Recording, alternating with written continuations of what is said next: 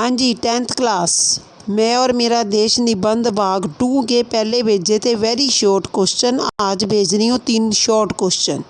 पहला क्वेश्चन है कि लाला लाजपत राय के किस अनुभव से लेखक की पूर्णता को अपूर्णता में बदल दिया। कि किस अनुभव ने लाला लाजपत राय संसार के अनेक देशों में घूमे।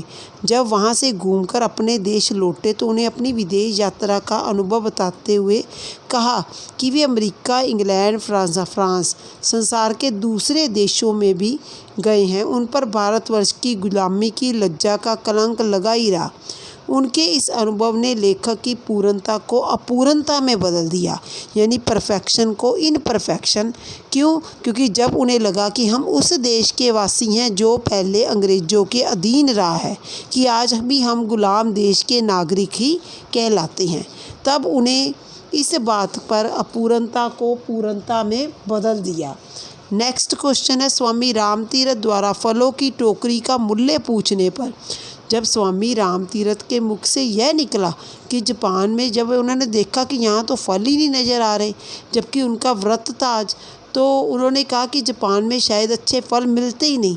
तो एक जापानी युवक ने एक टोकरी ताज़ा फल स्वामी को भेंट करते हुए कहा कि लीजिए ताज़े फल। स्वामी जी ने इन फलों का मूल्य देना चाहा तो उन्होंने कहा कि आप इनका मूल्य देना ही चाहते तो अपने देश में यह जाकर ना कहिएगा कि जापान में अच्छे फल नहीं मिलते।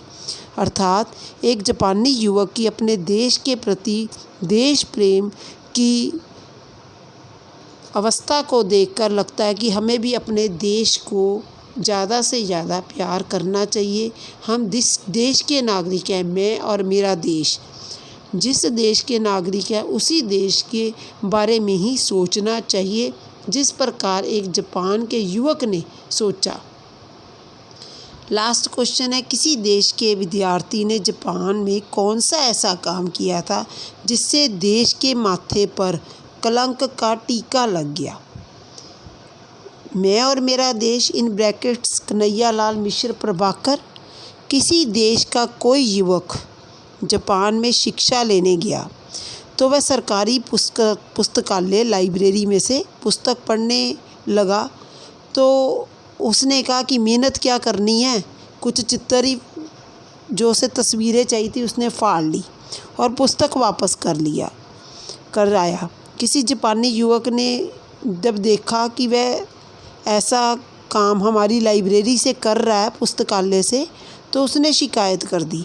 जब विद्यालय के पुस्तकालय के अधिकारी को सूचित कर दिया तो पुलिस ने तलाशी देकर वे चित्र उस विद्यार्थी से बरामद कर लिए। साथ ही उस पुस्तकालय लाइब्रेरी के बाहर नोटिस बोर्ड पर लिखवा दिया कि जिस देश का वह नागरिक है उस देश के कोई भी निवासी को की सज़ा एक गलत काम एक ने किया, सज़ा सबको मिली। उस देश के सभी निवासियों को पुस्तकालय में प्रवेश, लाइब्रेरी में प्रवेश नहीं कर सकता।